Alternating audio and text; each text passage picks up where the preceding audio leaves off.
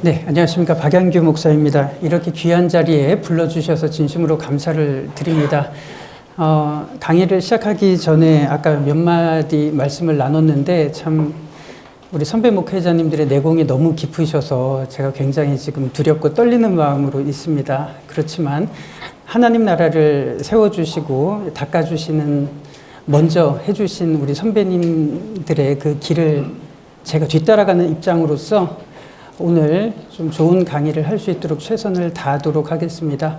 저는 총신대학교에서 공부를 했고 장로교 소속입니다. 그리고 고려대학교에서 헬레니즘을 전공을 했고요. 에버딘 대학교까지 해서 요세푸스를 아주 오랫동안 전공을 했습니다. 제가 알기로는 요세푸스 전공자가 4명, 우리나라에서 4명밖에 안 되는 걸로 알고 있는데 요세푸스를 열심히 공부를 했습니다. 그리고 지금 가지고 계신 책은 작년 상반기 때 세종대학교 교수들 앞에서 신학 강의를 15주 동안 한 그 내용을 토대로 이렇게 강의를 진행을 하려고 하는데, 그때는 이제 교수님들이 대부분이시다 보니까 아카데믹하게 흘러갈 수밖에 없지만 오늘은 그 밸런스를 좀 맞추는 고민을 했습니다. 그래서 또 우리 목회자님들께서 스펙트럼이 굉장히 넓으시다 보니까 오늘은 제가 이렇습니다라고 단정적으로 말하기보다 그 교집합을 적절히 제가 파고들면서 오늘 좀 목회를 하시면서 그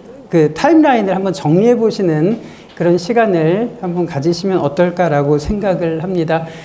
매 첫 시간은 항상 고민되는 것이 이 난이도를 설정을 하는 것이 좀 굉장히 좀 어렵습니다. 그래서 세종대학교에서 강의를 할 때는 이제 무조건 이제 팩트만 전하는 그런 느낌이었다면 지난달에 안산동산교회에서 강의를 할 때는 이제 성도님들이 많으시다 보니까 좀 은혜 위주로 이렇게 흘러간 경향이 있습니다. 그래서 오늘은 한번 딱 중간 정도로 이렇게 적절하게 섞어봤는데, 아시다시피 우리 신학에서는 스펙트럼이 굉장히 넓다 보니까 이 부분을 다 이렇게 건드리기보다 하나의 흐름을 가지고 오늘 제목처럼 신구약 중간사에서 신앙의 개념이 어떻게 변화됐는지 이 부분을 제가 한번 1시간 넘게 이렇게 진행을 해보도록 하겠습니다. 그리고 현장 강의의 매력과 묘미는 바로 질의응답에 있지 않을까라고 생각을 합니다. 그래서 어떤 질문이든지 제가 다양한 스펙트럼으로 오랫동안 이렇게 봤기 때문에 이렇게 같이 이렇게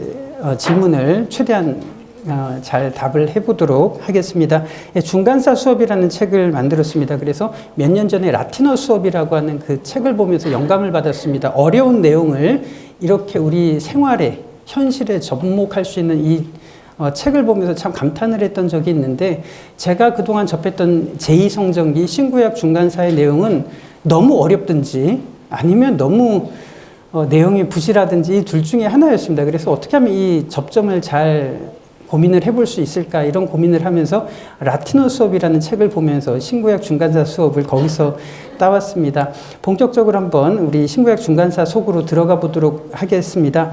신구약 중간사란 무엇일까라는 제목으로 한번 시작을 해볼 텐데, 저희 장로교에서는 말라기와 마태복음 사이의 시간이다라고 가장 많이 이렇게 표현을 합니다. 왜냐하면 말라기에서 한 장을 넘기면 마태복음으로 이어지니까 굉장히 표현하기는 쉬울 텐데, 그렇게 표현하는 이유 중에 하나가 장로교에서는 신구약 중간사를 거의 연구를 하지 않았습니다. 그러다 보니까 또 다른 말들이 이제 신구약 중간사를 암흑의식이다, 혹은 하나님께서 계시를 하지 않으신 침묵의식이다라는 이야기를 굉장히 많이 합니다. 그렇지만 오늘과 다음 주에 살펴볼 때 과연 하나님께서는 이 시간에 침묵하셨느냐? 결코 그렇지 않다는 것을 우리들이 확인할 수가 있는데, 하나님께서 어떻게 이 시간 동안 500년이나 되는 시간 동안 하나님께서 침묵하신 게 아니라 어떻게 일하셨는지 그 부분을 한번 살펴보려고 합니다. 그래서 최근에 신구약 중간사라는 말 대신 이 부분에 대해서 조금 관심이 점점 늘어나면서 제2성전기라고 하는 명칭이 굉장히 많이 대두가 되었습니다. 그래서 제2성전이 세워졌던 주전 516년부터 1차 유대 전쟁에서 티투스에 의해서 파괴되었던 주후 70년까지의 이 거의 600년의 시간을 제2성전기라고 이렇게 표현을 합니다. 그러면 우리들이 고민을 할 때 신구약 중간자, 다시 말해서 말라기부터 마태복음까지의 이렇게 우리들이 범위를 한정을 한다면 어떤 문제가 있냐면, 말라기 이후부터 마태복음 사이에 그 400년이라고 하는 시간 동안 나오는 내용들을 보면 프톨레마이오스, 알렉산더, 디아도코이, 마카비, 그러니까 우리들이 평생 들어보지 않을 용어들로 가득하다 보니까 거의 관심을 갖지 않습니다. 그래서 이런 부분들에 대한 문제가 있기도 하고요. 제2성전기에 대한 또 고민은 이겁니다. 제2성전이 건립이 되고 난 이후에도 상당 부분의 구약 성경이 기록이 되지 않았습니까? 그리고 제2성전이 파괴되기 이전에 신약 성경에 있는 내용들이 사실상 다 끝나잖아요. 예, 그래서 이 부분을 어떻게 접근을 할 수 있을까라고 해서 이렇게 다시 정의를 해봤습니다. 제2성전을 중심으로 해서 구약과 신약이 어떻게 개념으로 연결되는지 이 부분을 한번 집중적으로 모색을 하는 시간을 가지려고 합니다. 그렇다면 구약과 신약이 단절된 것이 아니라 이 신구약 중간기를 통해서 어떻게 연결이 되는지 그 접점을 같이 오늘과 다음 주에 걸쳐서 한번 연결을 해보려고 합니다. 그래서 성경에 보시면 솔로몬 성전이라고 하는 것이 나오는데 이것이 어떤 개념이었고, 그리고 학계에 의해서 만들어진 이 스룹바벨 성전, 제2성전이 어떻게 유대인들 사이에서는 관념으로 형성이 되어서 신약시대까지 이어지게 됐는지, 그러면 우리들이 기대되는 부분이 있지 않습니까? 신약 성경에서 말하는 예수님께서 혹은 사도 바울이 성전에 대해서 이야기를 하는 부분이 어떻게 이게 연결이 되는지 아마 이걸 보시면 한눈에 이 부분이 보이시리라고 생각을 합니다. 그래서 한번 그 부분을 집중적으로 한번 물어 뜯으려고 한번 하고 있고요. 이 중간사 기간 동안 유대인들이 가장 많이 던졌던 질문이 이겁니다. 과연 하나님은 존재하시는가? 왜냐하면 이 제2성전기 기간이 사실은 유대인들 사이에서는 나라가 망한 시기잖아요. 주권이 없어진 시기이기 때문에 그 사람들 입장에서는 과연 하나님이 살아계시다면 왜 우리에게는 정치적인 독립을 허용하지 않는가? 두 번째, 계속 이렇게 압제된 생활을 하다 보니까 우리들은 하나님의 백성이 맞는가 하는 고민들을 한 겁니다. 그러니까 세례 요한이 등장을 했을 때 너희들이 속으로 아브라함의 자손이라 하지 말라라는 얘기가 나오지 않습니까? 그때까지 사람들은 우리들이 정말 아브라함의 자손, 하나님의 백성이 맞는가 하는 그런 고민을 했습니다. 그렇다면 하나님이 주신 회복이란 무엇인가 하는 부분들을 이 기간을 거쳐서 관통했던 질문인데, 그것을 예수님께서 어떻게 말씀하시는지를 우리들이 답을 얻을 수 있다면 이 신구약 중간사의 개념이 훤히 보이시리라고 생각을 합니다. 그래서 연도들이 굉장히 많이 나오겠지만 그 연도가 큰 의미는 없습니다. 대신 우리가 그 개념을 유기적으로 이해할 수 있다면 대단히 앞으로 기억에 오래 남으시리라고 생각을 합니다. 그래서 왜 이런 질문을 던졌고, 그리고 왜 그런 흐름들이 형성이 됐는지 이것을 안다면 앞으로 성경을 보실 때 신기한 일이 벌어질 겁니다. 이 부분이 확 이렇게 좀 느껴지는 이런 부분들을 가질 수 있으리라고 생각을 합니다. 그래서 저는 개인적으로 참 많은 자료들을 봤는데 강의안을 만드는 것을 별로 좋아하지 않습니다. 대부분 그걸 의존하다 보니까 사실은 열심히 필기하는데 덮고 나면 제가 제대로 봤던 적이 한 번도 없었던 것 같습니다. 그러니까 오늘 반복해서 이 연도를 보여드리려고 하는데 이걸 한번 따라와 보시면 한 두세 번, 세 번 정도 이렇게 반복을 하시면 끝나고 날 때 흐름이 잡힐 겁니다. 그래서 주전 516년에 제2성전이 건립됐다고 이야기를 합니다. 내가 본 책에서는 주전 515년인데 그거는 이제 캘린더, 력이 달라서 그렇습니다. 그래서 카이사르역과 유대력이 조금 다르다 보니까 이런 1년 정도의 차이가 있을 수가 있겠지만 그거는 큰 문제는 아니라고 생각을 하고요. 그러면 주후 70년에 제2성전이 이렇게 파괴되지 않았습니까? 그러니까 이 기간을 제2성전기라고 이야기를 합니다. 그러면 이 사이에 어떤 일들이 있었는지를 한번 가만히 따져본다면 그럼 제1성전도 있지 않았겠습니까? 주전 586년에 솔로몬 성전이 파괴된, 제1성전이 파괴된 시기가 바로 586년, 그리고 바벨론 포로기가 유수가 시작이 되지 않습니까? 그런데 포로로 완전히 압제된 것이 아니라 1차로 포로 귀환을 합니다. 고레스 칙령에 의해서 이때 스룹바벨이 돌아오고 학계 스가랴 선지자에 의해서 제2성전이 건립이 되지 않습니까? 그리고 난 다음에 2차로 포로 귀환을 했던 것이 458년에 에스라에 의해서, 그리고 3차로 포로 귀환을 했던 것이 느헤미야에 의해서 이렇게 포로가 귀환을 합니다. 그리고 330년에 이스라엘은 누구에게 압제를 당했는지 아시죠? 알렉산더에 의해서 압제를 당하고요. 알렉산더 사후에 4명의 장군에 의해서 분할된, 4분할된 시기를 조금 어려운 말로 디아도코이 시대라고 하는데, 그거는 조금 너무 학술적이니까 제가 뺐고요. 유대 사회를 누가 지배를 했느냐 할 때 주전 200년을 중심으로 요 이전에는 프톨레마이오스가 지배를 했습니다. 그리고 주전 200년의 판리움 전투 이후부터는 셀리오코스가 지배를 하면서 유대 사회는 셀리오코스의 압제 하에 이렇게 들어가게 됩니다. 그렇지만 주전 167년부터 164년 사이에 어떤 전쟁이 있었는지 아실 거예요. 그 유명한 마카비 전쟁이 바로 하스몬 가문에 의해서 일어나서 성전을 탈환하는데, 이것을 기념일을 하누카라고 하기도 하고 요한복음에서는 수전절이라고 하기도 하지 않습니까? 네. 그러다가 결국에는 하스몬 가문의 시몬이라고 하는 사람에 의해서 주전 142년에 이스라엘은 독립을 합니다. 그렇지만 독립도 잠깐이고 100년도 채 되지 않아서 한 80년 정도 지속이 됐나요? 로마의 폼페이우스에 의해서 이렇게 다시 예루살렘이 함락을 당하고 로마에 의해서 압제를 받는 것이 주전 63년입니다. 그리고 난 다음에 우리가 아는 신약 시대가 이렇게 되어 있으니까 요 흐름을 앞으로 반복을 할 텐데, 요거를 조금 이해를 하시면 성경을 보실 때 언제 무엇이 발생이 됐고 흘러왔는지 이게 한눈에 보이시리라고 생각을 합니다. 그러니까 판니움 전투가 200년이냐 198년이냐 그건 큰 의미가 중요하지 않지 않습니까? 그런데 이 흐름을 한번 보시면 되게 중요할 텐데, 그렇다면 종전까지만 하더라도 여기 느헤미야 이후에 말라기부터 마태복음이라고 하는 요 시기를 신구약 중간사로 우리들은 통념적으로 알고 있었지만, 한번 보시면 알렉산더, 디아도코이 시대, 마카비 뭐 이러니까 우리 피부에 와닿지 않다 보니까 이 부분에 대한 관심이 떨어지는 거예요.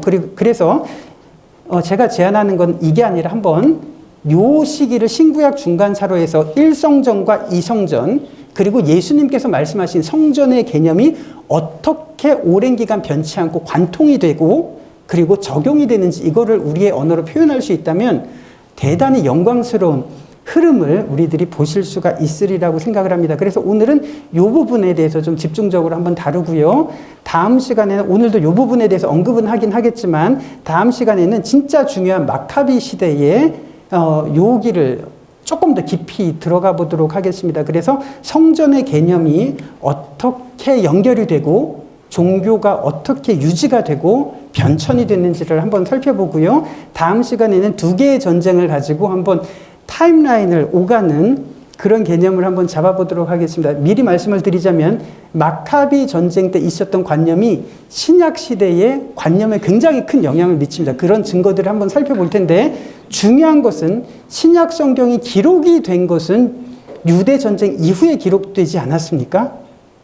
그러니까 이 신약 성경을 기록한 사람들 입장에서 봤을 땐 유대 전쟁 이후에 아니면 이 무렵에 기록이 됐다고 생각하면 우리가 머릿속에 2개의 전쟁을 얼마나 좌지우지 마음 놓고 우리들이 붙잡을 수 있느냐가 성경을 볼 때 굉장히 중요한 개념이라고 생각을 합니다. 그러면 제1성전 그리고 제2성전, 여기에서 어떤 흐름을 볼 수가 있냐면, 고대에 솔로몬 성전을 지었을 때 이 성전이라고 하는 것은 하나님의 임재의 상징이었다라고 이야기를 합니다. 그러니까 하나님께서는 무소부지하시고 어느 곳에나 계시지만 내가 여기 있다라는 것을 상징적으로 드러내기 위한 장치가 구약 성경에서는 성전이라고 하는데요. 그 1성전이 파괴가 됩니다. 그 과정을 한번 보시면 예레미야 선지자가 예루살렘 성전이 파괴되고 너희들 바벨론으로 잡혀갈 거다라는 이 심판의 메시지를 이사야, 예레미야가 이렇게 경고를 하지 않습니까? 그리고 실제로 바벨론의 침공을 당하고요. 그리고 바벨론의 포로로 잡혀갔던 이스라엘 백성들이 고레스 칙령에 의해서 본국으로 돌아오는 과정을 한번 여기를 가만히 보시면요. 바벨론에서는 세 차례 침공하지 않습니까? 이스라엘을 세 차례 침공하는데 바벨론의 1차 침공 때 다니엘이 포로로 잡혀가고요. 2차 침공 때 에스겔이 이렇게 잡혀갑니다. 3차 침공 때 예루살렘 성전이 완전히 파괴되면서 완전히 멸망을 당하는 사건이 바벨론 침공의 세 차례에 걸친 사건입니다. 그래서 바벨론의 포로 생활을 하게 되는 것이 요 흐름입니다. 그리고 난 다음에 고레스 칙령 이후에 돌아와서 학개 스가랴 선지자에 의해서 제2성전이 건립이 되는 이 과정을 한번 여기서 이렇게 살펴볼 수가 있는데, 참 재미있는 것은 대형박물관에 가보시면 55관에 이런 문구가 있습니다. 땅을 파보니까, 바벨론 지역에서 땅을 파보니까 설명을 한번 보시면 느부갓네살이라고 하는 왕이 예루살렘을 침공했다라고 하는 글귀가 진짜로 여기 적혀서 이렇게 해독이 된 겁니다. 그래서 이렇게 보시면 실제로 느부갓네살이라고 하는 왕이 예루살렘을 침공했다고 하는 실제 기록이 있고요. 바벨론으로 포로로 잡혀가면 이런 이슈타르 게이트라고 하는 바벨론의 성벽을 실제로 아마 유대 포로들은 보지 않았을까 하는 이런 생각을 해보게 됩니다. 그러면 참 재밌는 것은 이렇게 세 차례에 걸쳐서 침공을 당했고 많은 사람들이 이렇게 잡혀갔는데 이 예루살렘 성전이 파괴되는 것은 어떤 의미가 있을까 하는 부분입니다. 하나님의 임재의 상징이라고 알려진 성전이 파괴가 되니까 이 사람들 생각에서는 과연 하나님은 살아계신가? 우리들은 하나님 백성이 맞는가라는 이런 질문들을 하게 되었던 겁니다. 그런데 예레미야가 참 재미있는 예언을 하지 않습니까? 여호와께서 이와 같이 말씀하시니라. 바벨론에서 70년이 차면 내가 너희를 돌보고 나의 선한 말을 너희에게 성취하여 너희를 이곳으로 돌아오게 하리라 라는 아주 유명한 말씀인데요. 여기에 보시면 70년이 차면 돌아오리라 라고 했는데 이것을 다니엘서 9장 1절 2절을 보시면 다니엘이 이걸 깨닫습니다. 고레스가 침공을 할 때 내가 그때 예레미야 선지자가 했던 그 예언을 깨달았다라는 얘기가 70년 만에 황폐한 땅이 회복이 된다는 그 예언을 깨닫습니다.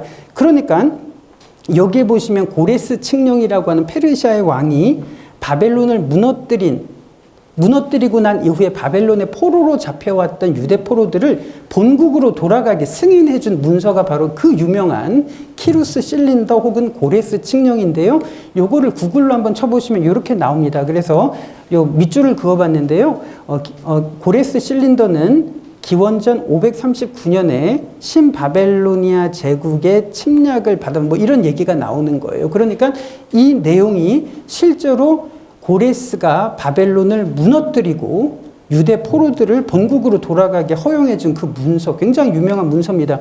그러면 바벨론 1차 침공 때 다니엘과 함께 포로로 잡혀왔던 사람들 입장에서 보시면 이 고레스 칙령이 있고 난 이후에 요 기간을 보시면 진짜로 70년 가까이 되는 시간이 흐른 뒤에 기적 같은 일이 다니엘에게는 펼쳐지는 거 아니겠습니까? 70년 만에 본국으로 돌아오리라 하는 부분. 그 다음에 또 재미있는 것은 예루살렘 성전이 파괴가 되고 난 이후에 학개 선지자에 의해서 건립된 시기를 보시면 이건 정확하게 70년입니다. 그러니까 이게 짜맞추기도 힘들 정도로 너무 이 시간들을 보시면 소름이 끼칠 정도로 하나님께서 일하시는구나라는 생각을 할 수가 있습니다. 그래서 이스라엘 백성들은 그 당시에 도대체 하나님은 어디에 계시냐, 우리들은 하나님 백성이 맞는가 하는 그런 암담한 시기에 이런 질문들을 했는데 지나고 보니까 하나님께서 역사하시는 흔적들이 너무 선명하게 확인이 될 수 있는 그런 흔적들을 우리들이 보게 되는 겁니다. 그러면 다시 한번 정리를 해보면 이렇습니다. 제2성전이 건립이 되고요. 제2성전은 이때 파괴가 됩니다. 주전 586년에 뭐가 파괴가 되냐면 솔로몬 성전이 파괴가 되고요. 고레스 칙령에 의해서 1차 포로 귀환을 합니다. 그리고 주전 458년에 2차 포로 귀환을 하고 445년에 3차 포로 귀환을 합니다. 그러면 여기에서 우리들이 구약을 볼 때 참 재밌는 부분이 이겁니다. 1차 포로 귀환을 할 때 많은 사람들이 본국으로 돌아오지 않습니다. 이래서 학자들에 따르면 20%조차도 안 된다라는 이야기가 있는데 왜 그러냐면 가만히 보시면 느헤미야가 귀환을 해서 했던 것이 성벽을 재건하지 않습니까? 그러니까 예루살렘이라고 하는 공간은 성벽조차도 없을 만큼 황폐하고 황무한 지역이었던 데 반해서 페르시아라고 하는 나라는 관용 정책을 취해서 출신과 혈통에 상관없이 능력만 있으면 등용하는 그런 나라였기 때문에 돌아오지 않고 거기서 승승장구했던 사람이 왕비가 되었던 에스더도 있고 느헤미야도 있고 이렇습니다. 그러니까 이 성경에서 본국으로 귀환했던 사람들을 그렇게 많이 나열했던 이 명단들을 보면 아 정말로 그들의 신앙이 대단했다라는 생각을 한번 해볼 수가 있을 텐데 그렇게 요 표가 이해가 되시면 성경을 볼 때 이런 부분들이 보이지 않는 행간에 대한 부분들이 보이시리라고 생각을 합니다. 이때 알렉산더에 의해서 정복을 당했고요. 한 번 더 우리들이 보고 있는 거죠. 디아도코이 시대 이후에 프톨레마이오스가 유대 사회를 지배했고 주전 200년 이후에는 셀레우코스에 의해서 지배를 받습니다. 이때 셀레우코스 지배를 받으면서 굉장히 박해가 심하지 않습니까? 안티오코스 4세에 의해서 그래서 마카비 전쟁이라는 것이 벌어지게 되고요. 주전 142년에 유대 사회가 독립을 합니다. 주전 63년에 로마의 폼페이우스가 예루살렘을 함락을 하면서 이렇게 신약 시대가 펼쳐지는데 자 그러면 과연 신구약 중간사는 암흑의 시기냐 하나님께서 침묵하신 침묵의 시기냐라고 하는 부분들을 한번 보시면 여기를 보시면 재밌습니다. 주전 621년에 요시야의 개혁이 일어나는데 어떤 거냐면 성전에서 방치된 율법 두루마리를 보지 않습니까? 그러니까 학자들이 이것을 본다면 아 그때는 구약 성경 39권 있었던 것이 아니라 파편적으로 두루마리들이 존재했었다라는 것을 학자들이 이야기를 하는 거예요. 그러다가 586년에 포로로 잡혀가면서 뭐가 형성이 되냐면 바벨론에서는 포로로 잡혀온 유다 지역에서 포로로 잡혀오는 사람들을 유대인이라고 불렀던 그 명칭이 여기서 유래가 되는 겁니다. 예, 그래서 요때 포로로 잡혀왔지만 유대인이라고 하는 명칭이 요때 만들어지게 되고요. 포로가 귀환을 한 이후에 에스라, 느헤미야에 의해서 귀환을 하면서 성전 중심, 지역에서는 회당이 설립이 되면서 요 네트워크가 무엇이 되냐면 성전과 율법이 형성이 됩니다. 요때, 요 암울했던 시기에. 그러니까 여기를 보시면 유대교가 요때 형성이 되었다라고 이야기를 합니다. 그러니까 파편적으로 흩어져 있던 문서들이 암울한 시기에 유대교라는 것이 만들어지면서 우리가 아는 모세 오경이 이렇게 형성이 되고 구약에 있는 성경들이 이 유대교라고 하는 이 형성을 이렇게 갖추게 되는 겁니다. 그리고 마카비 시대에 굉장히 큰 박해가 있었을 때 무엇이 형성이 될까요? 유대의 종파들이 형성이 됩니다. 그러니까 사두개인, 바리새인, 에세네파 같은 사람들이 이때 형성이 되는데 조금 이따가 한번 조금 더 정밀하게 우리들이 살펴볼 겁니다. 그리고 로마가 지배하던 이 압제 시기에 어떤 일이 있었냐면 바로 교회가 형성이 되지 않습니까? 네. 그래서 이 부분을 한번 보시면 바로 신약 시대가 어떻게 연결이 되는지 우리들이 이 흐름을 볼 수가 있는 거예요. 그러니까 말라기부터 그냥 점프해서 들어온 것이 아니라 진짜 수백 년의 시간을 거치면서 이런 흐름으로 신약 시대가 열리게 되는 거고요. 그러면 신약 성경이 기록이 될 때 신약 성경의 저자들은 그 앞선 시대를 어떻게 평가하는가 이 부분까지도 우리들이 본다면 성경을 입체적으로 보실 수 있는 부분이 생기리라고 생각을 합니다. 예를 들어서 요한이 세례 요한을 말하겠죠. 요한이 많은 바리새인들과 사두개인들이 세례 베푸는 데로 오는 것을 보고 이르되 독사의 자식들아 누가 너희를 가르쳐 임박한 진노를 피하라 하느냐라고 할 때 여기에 여러 가지가 지금 집약이 되어 있습니다. 세례 요한은 과연 어떤 사람인가? 그리고 요 앞에 나왔던 바리새인, 사두개인들은 과연 어떤 사람들이었길래 지금 여기에서 이런 기록들이 있는가 하는 부분입니다. 그렇지만 요 현장에 있었던 사람들은 그들의 근현대사기 때문에 내막을 알겠죠. 그런데 우리들은 이것만 보고 에이 위선자들 이렇게 그냥 단편적으로 파악하는 경우가 있기 때문에 이 쭉 연결된 그들의 근현대사를 우리가 같이 공감을 하려고 합니다. 그래서 유대 종교인들을 보시면 바리새파가 있었고 사두개파가 있었고 에세네파가 있었고요. 유대 종파의 중심이었던 대제사장이 어떤 흐름으로 이렇게 흘러왔는지 이 부분까지 우리들이 손에 잡을 수가 있다면 굉장히 성경을 볼 때 입체적으로 보실 수가 있으리라고 생각을 합니다. 굉장히 유명한 구절인데요. 마가복음 12장의 내용입니다. 성전에서 있었던 일이고요. 예수님과 바리새인들이 논쟁을 벌이던 장면인데요. 그 바리새인들을 말하는 겁니다. 그들이 예수의 이 비유가 자기들을 가리켜 말씀하신 줄 알고 잡고자 하되 무리를 두려워하여 예수를 두고 가니라. 예수께서 이제 예루살렘에서 입성하시고 난 바로 그 사건을 말합니다. 그들이 예수의 말을 책잡으려 하여 보세요. 바리새인과 헤롯 땅 중에서 사람을 보내매 라고 할 때 이 문맥에서 바리새인과 헤롯 땅은 과연 뭘 말하는가 하는 부분도 신구약 중간사를 보시면 이런 흐름이구나 라는 부분들을 보실 수 있을 거예요. 그러면서 아주 유명한 말을 하지 않습니까? 와서 이르되 선생님이여 우리가 아노니 당신은 참되시고 아무도 꺼리는 일이 없으시니 이는 사람을 외모로 보지 않고 오직 진리로서 하나님의 도를 가르치심이니이다. 가이사에게 세금을 바치는 것이 옳으니까 옳지 아니하니까 우리가 바치리까 이 유명한 구절이 여기서 나옵니다. 그러면 우리들이 이 부분만 달랑 떼어놓고 본다면 세금도 하고 헌금도 잘해라 뭐 이런 의미라고 생각을 하지만 요게 보세요. 바리새인이 어떤 사람인지 사내들인 공회, 여기서 있었던 사내들인 공회가 어떤 흐름으로 왔고 어떤 정체성인지,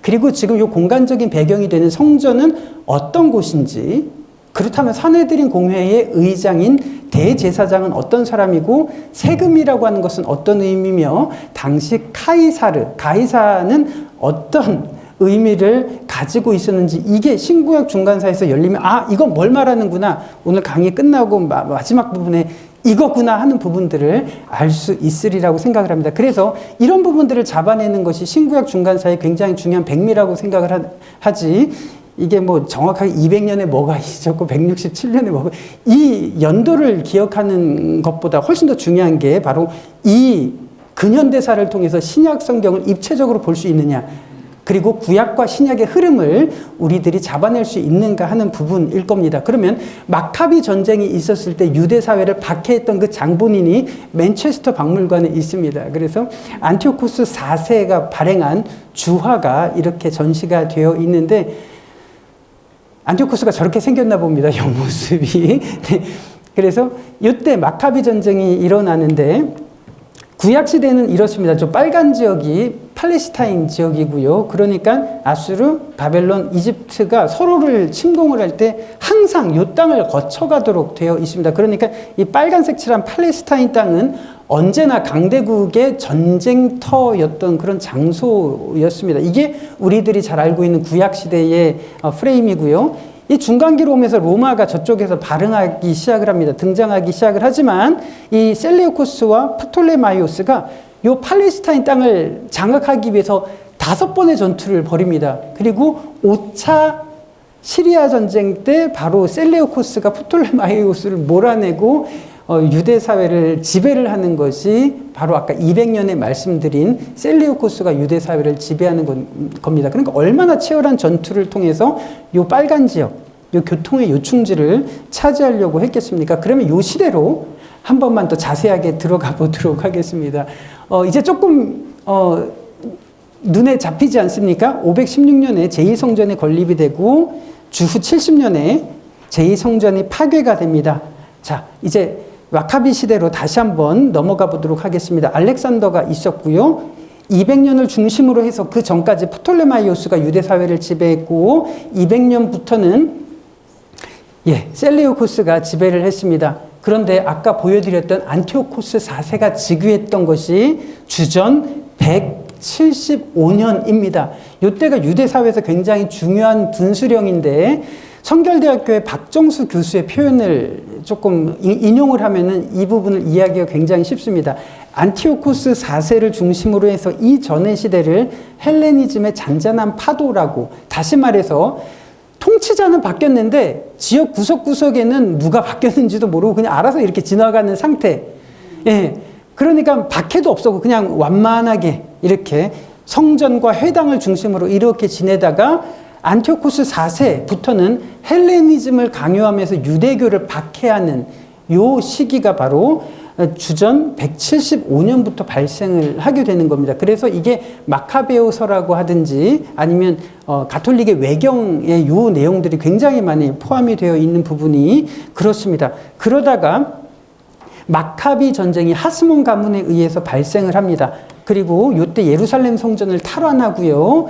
주전 142년에 시몬이라고 하는 아들에 의해서 유대 사회가 독립을 합니다. 그리고 80년 정도 지속이 되다가 다시 로마에 의해서 압제를 당하는데 로마의 총독 가비니우스라는 사람이 유대 사회는 니네들끼리 통치를 해라. 니네 법을 가지고 치안을 알아서 해라 라고 해서 그 사법권을 위임한 기구가 있습니다. 이것이 바로 57년에 의탁한 사내들인 공회가 여기에서 만들어지게 되는 겁니다. 그러니까 사내들인 공회는 사회법이나 종교법에 대한 거는 사내들인 공회가 다 같습니다. 대신 반란과 관계되어 있는 것만 총독이 판결할 수 있도록 이때 이렇게 분리를 한 거예요. 자, 그러면 예수님께서는 이제 좀 고민이 생기지 않습니까? 예수께서는 얼마든지 스데반처럼 돌에 맞아서 죽을 수가 있었음에도 불구하고 왜 굳이 십자가형까지 이렇게 밀고 갔는가 하면은 너무너무 재밌는 부분이 많습니다. 네, 그래서 이 부분은 다음 주에 아마 그 부분이 풀리리라고 생각을 하고 어쨌든 그런 기능을 가지고 있습니다. 그러니까 우리로 따지면 조선 총독부 정도에 해당이 될까요? 어쨌든 이런 권한을 일임을 받습니다. 그리고 신약 시대가 열리는데 여기서 한번 보시면 제1성전이 파괴된 이후부터 이때까지 유대 사회는 지도상에선 사라지지 않습니까? 그런데 잠깐 독립을 했던 게 이때입니다. 그리고 난 다음에 63년에 파괴가 되고 난 다음에 신약 시대가 열렸으니까 신약 시대를 살아가던 사람들에게 회복이란 무엇일까라는 관념이 여전히 남아있겠죠. 예. 그러니까 예수님을 어떤 식으로 대망을 하고 어떤 시선으로 보고 있느냐의 그 마인드가 여전히 남아있는 겁니다. 그러면 한번 어떻게 남아있는지 여러분들에게 한번 증거로 한번 보여드리도록 할 텐데 마카비 전쟁이 있고 상황에 한번 유대인들의 정서를 여러분들에게 보여드리도록 하겠습니다. 이때 기록된 마카베오 상권의 내용을 한번 여러분들에게 읽어보도록 하겠습니다. 마따디아라고 하는 사람은 누구냐면 마카비의 아버지로서 마카비 전쟁을 일으켰던 장본인이에요. 한번 제가 이렇게 읽어보도록 하겠습니다. 그러나 마따디아는 큰 소리로 이렇게 대답했다. 왕의 영토 안에 사는 모든 이방인이 왕명에 굴복하여 각기 조상들의 종교를 버리고 그를 따르기로 작정했다 하더라도 나와 내 아들들과 형제들은 우리 조상들이 맺은 계약을 끝까지 지킬 결심이요. 우리는 하늘이 주신 율법과 규칙을 절대로 버릴 수 없소. 우리는 왕의 명령을 따를 수 없을 뿐더러 우리의 종교를 단 한치도 양보할 수 없어. 여기서 말하는 왕의 명령은 어떤 왕을 말하는 걸까요? 안티오코스 4세를 말하는 거죠. 그때 박해가 시작이 되면서 그걸 말하는 거예요. 그래서 할례를 금지하고 율법을 금지하고 안식일을 금지시켰던 바로 그게 안티오코스에 의해서 시작된 박해, 주전 175년부터 이루어진 사건입니다. 자, 23절부터 계속 읽겠습니다. 마따디아의 말이 끝났을 때 어떤 유다인 한 사람이 나와서 모든 사람이 보는 앞에서 왕명대로 모데인 제단에다 희생제물을 드리려 했다. 이것을 본 마따디아는 화가 치밀어 올라 치를 떨었고 의분을 참지 못하여 앞으로 뛰어 올라가 제단 위에서 그 자를 죽여버렸다. 그리고 사람들에게 이교 제사를 강요하기 위하여 온 왕의 사신까지 죽이고 제단을 헐어버렸다.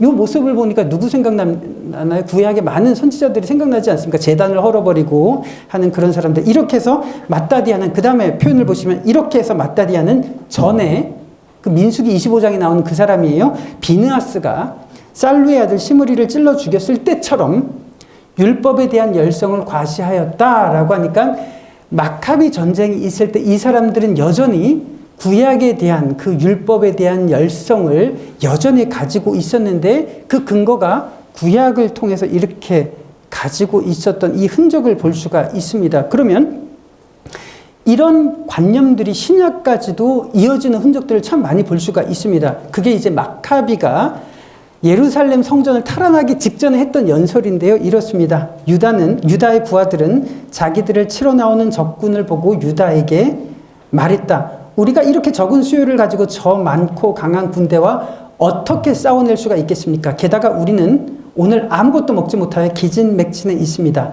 유다가 대답하였다. 작은 군대가 큰 군대를 쳐 이기는 것은 그리 어려운 일이 아니다.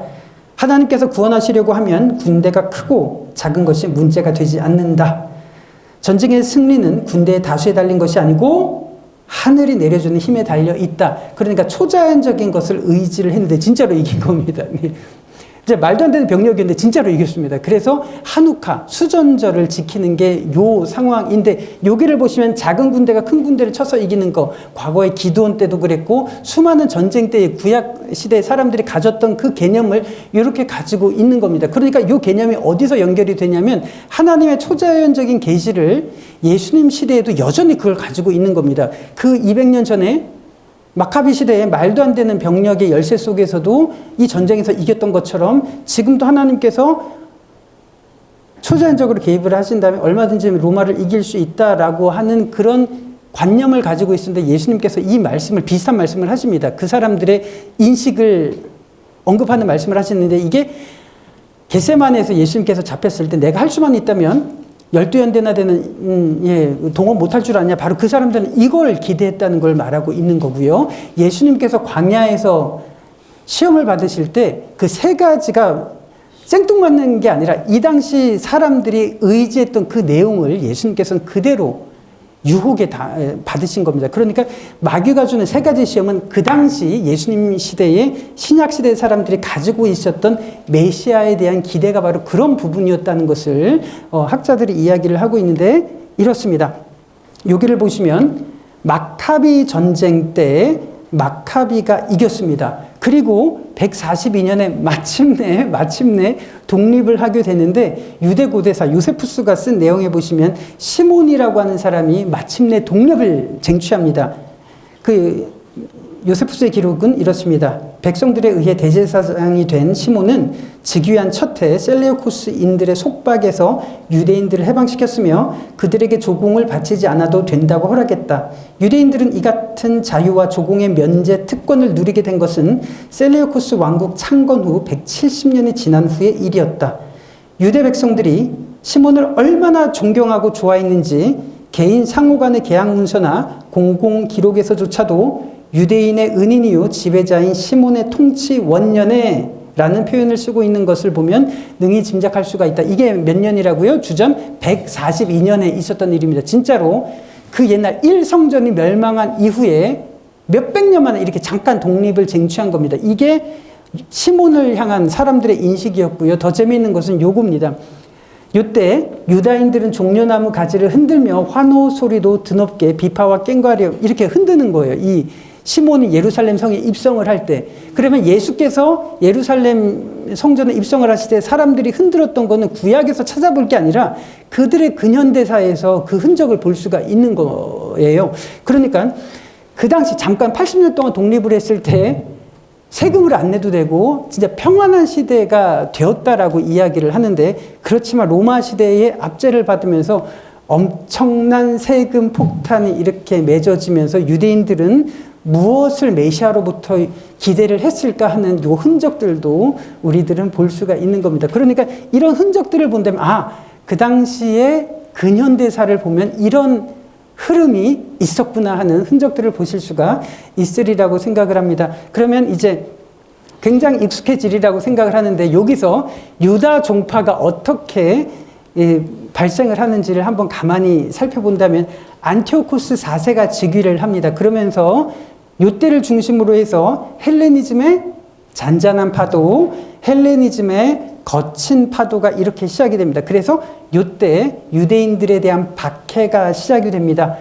그러면서 아까 마따디아 얘기 나오지 않았습니까? 마따디아와 그 5 아들들에 의해서 마카비 전쟁이 일어나고 주전 142년에 시몬에 의해서 하스몬 가문이 독립을 하는데 여기서부터는 정확한 연도는 몰라도 되지만 흐름이 어떻게 되는지를 우리가 그냥 꼭 이렇게 붙잡을 수 있다면 앞으로 신약을 이야기할 때 굉장히 도움이 되실 겁니다. 이때 시몬에 의해서 독립을 하고, 그렇지만 로마에 의해서 이제 압제를 당하고 주전 57년에 사내들인 공회가 설치가 되면서 이 권력을 누가 장악을 하냐면 헤롯 가문이 장악을 합니다.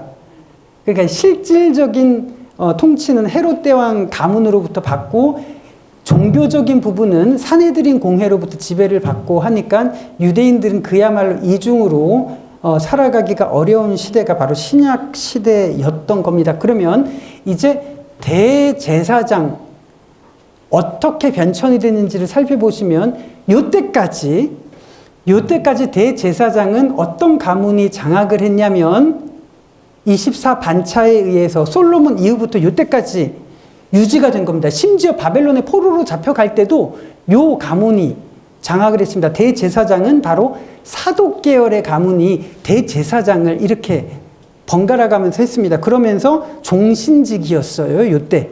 그런데 안티오코스 4세가 지배한 요때부터 신약 시대까지 어떻게 변천이 되냐면 더 이상 사독 계열이 아닌 사람들을 권력자가 대제사장을 임명하는 식으로 이렇게 바뀌어버립니다.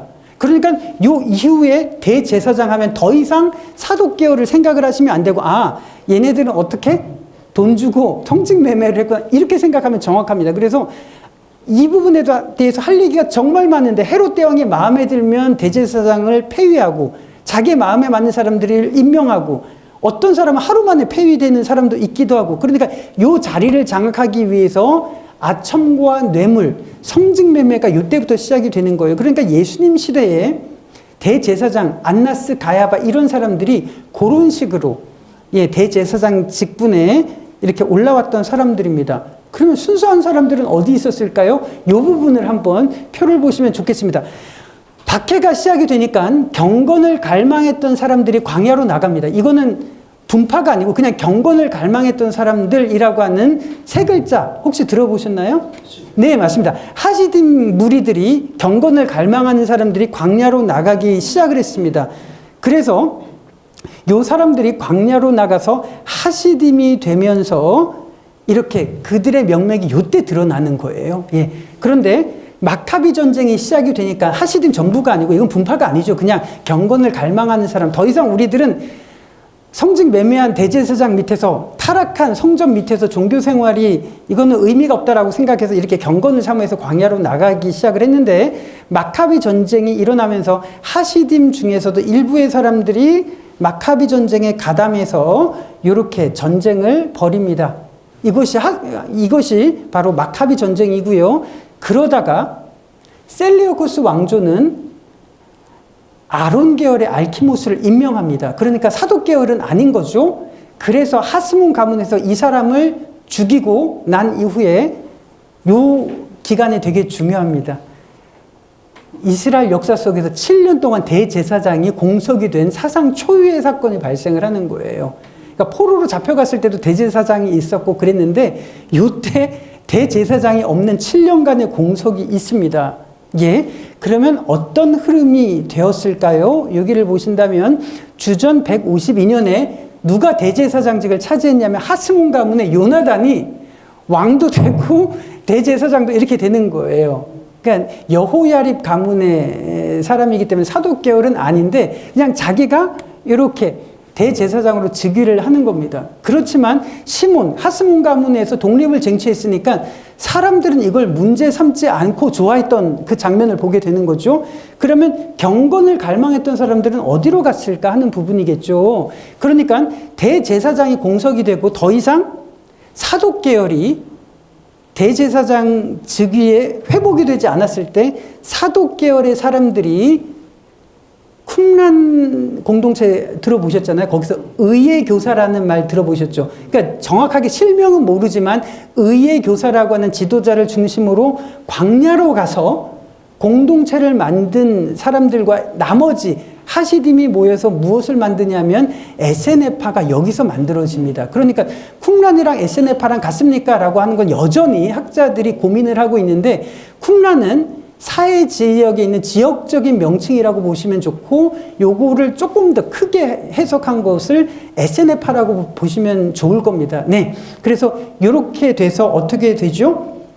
광야에서 이렇게 형성이 되는 겁니다. 그러니까 이사야 선지자가 말할 때 광야에서 주의 길을 예비하는 자의 그 실체가 이렇게 보이게 되는 거죠. 그러면 기득권은 하스몬 가문이 가졌으니까 여기에 주변에 모여드는 파들이 생기는 겁니다. 그래서 사두개파와 바리새파가 이 하스몬 가문의 주변에 있다가 정쟁이 벌어지는 겁니다.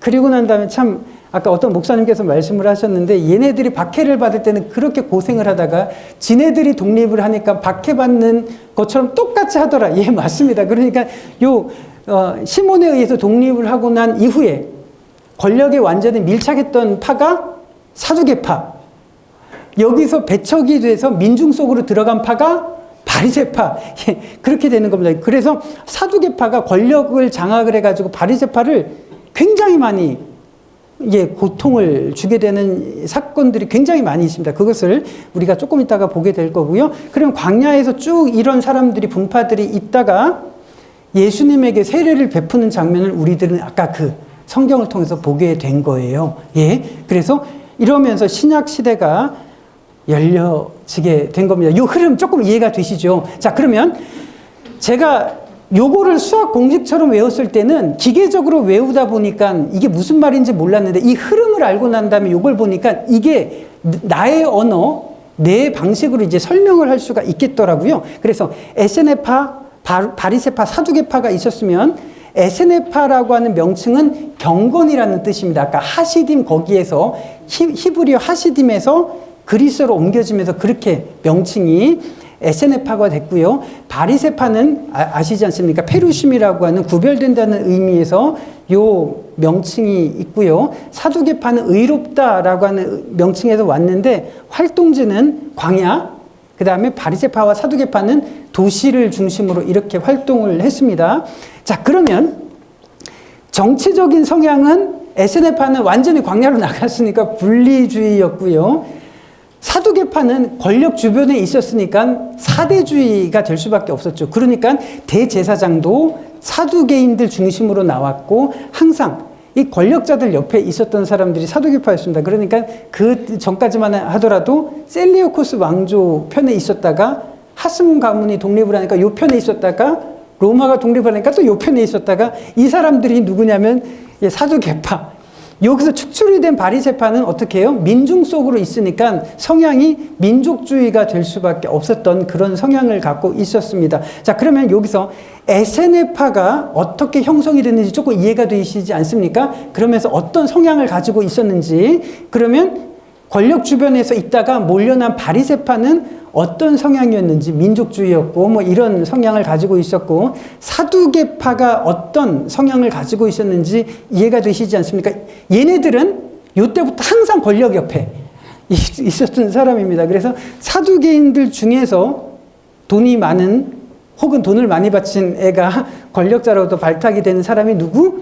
대제사장이 그렇게, 그런 메커니즘으로 이렇게 되는 겁니다. 그러면 이제 조금 더 어려운 부분들을 한번 살펴보시면, 에세네파는 모든 것이 하나님의 정해주신 운명이다 라고 이렇게 믿었고요. 그 끝에 사두개파는 모든 것이 우연이야 이렇게 생각을 했습니다. 바리새파는 요 중간에 운명과 우연이 절충이 됐다고 이렇게 보고 있습니다. 그래서 율법에 대한 입장도 에세네파는 개혁적인 성향이 강합니다. 성전이 잘못되면 개혁을 하고, 대제사장이 잘못되면 개혁하고, 이런 성향이었고요. 사두개파는 요거예요. 모세 오경을 중시했느냐, 이게 정확하게 말하면 문자에만 갇혀 있는 거예요. 그러니까 우리 성경을 보실 때 사두개인들은 부활도 없고 천사도 없고 영혼도 없고 뭐 이렇잖아요. 이게 모세오경에 명확하게 언급이 되지 않기 때문에 그걸 벗어난 걸 안 믿는다는 겁니다. 모세오경을 신봉했다는 게 아니고, 그러니까 우리로 따지면 문자주의에 갇혀가지고 요게 없으면 아무것도 인정하려 들지 않는 그런 모습이 사두개인에 조금 가까울 거고요.